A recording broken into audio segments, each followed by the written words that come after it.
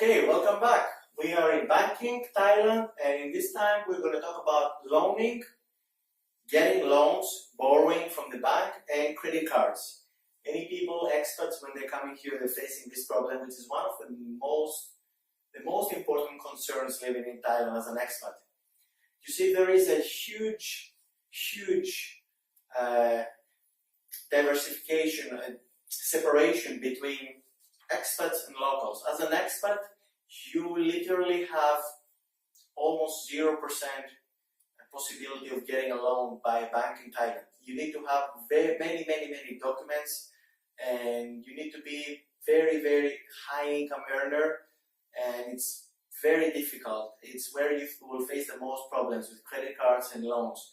I personally know people that they have many properties and they still cannot get a mortgage from the bank. It's very difficult. And as you understand from their side, they don't want to take risks because there were a lot of people in the past that they borrowed by the bank and they never returned the money, or they went bankrupt, so they try to avoid as much as possible. As you understand, as a foreigner, you can borrow from the bank, let's say $100,000. You get them, you buy an apartment, and then you disappeared. And the bank will be very difficult for the local bank to find you, reclaim their assets, or reclaim their payments. So they try to avoid this as much as possible unless you can prove that you have a long-term staying in Thailand. So let's go through the bullet points. First of all, if you're looking to buy property in Thailand, as a foreigner, you can only own 100% apartments. Anything that is over the first floor. You cannot, as an individual, you cannot own land in Thailand. Foreigner, individual cannot own land. So your choices are limited to apartments or to lease a house, but you cannot own the land of the house.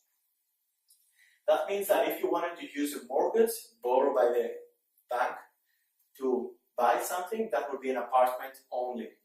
As a foreigner, if you want to put it in your name. Now, if you do this and you want to follow that process, the bank will ask you at minimum 3 years of work permit, that you are working as an employee or you're running a business here in Thailand, minimum 3 years, and of course together you will need to file your tax payments. So that means that you're going to present them the copies of your work permit, employment status, and your tax payments that you are paying them with your tax ID to prove them that you have good financial history and background, so they can do the proper credit check for you. Some banks, they might be a little bit more lenient if you're a high income earner.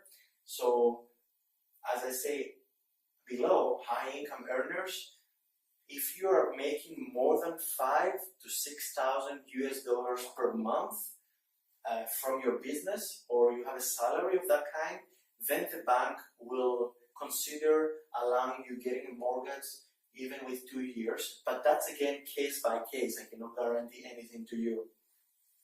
As I said, high income earners are considered people that are making 5,000 to 6,000 US dollars and higher, between 2,000 to 3,000, 2,000 to 4,000 US dollars per month. It's a standard for a foreigner, for an expat living in Thailand. This is what they expect to see. And if you have this kind of income, provable income, then you will fall under the standard processes and laws that they would need to follow. Usually the loan to value ratio that you're going to get, if you're in the average scenario, you should expect something between 50 to 60%. So if your property that you want to buy costs 100,000 US dollars, the apartment for example, you should consider that they're going to give you a 50 to 60% mortgage, and that will have short repayment terms. Maybe maximum 20 years, not long. Again, as you understand, because you're a foreigner, they don't want to have high risks. Now, if you're a high income earner, you might be able to get to borrow up to 70 or 80%, but never 100%, never 90%. And even the 80% is very high.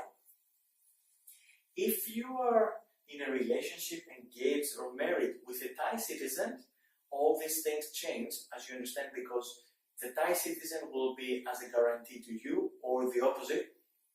They will buy the apartment in their name and you will be guaranteed to them. So then it will be more easier for the bank to be lenient because they have a Thai citizen to guarantee for everything.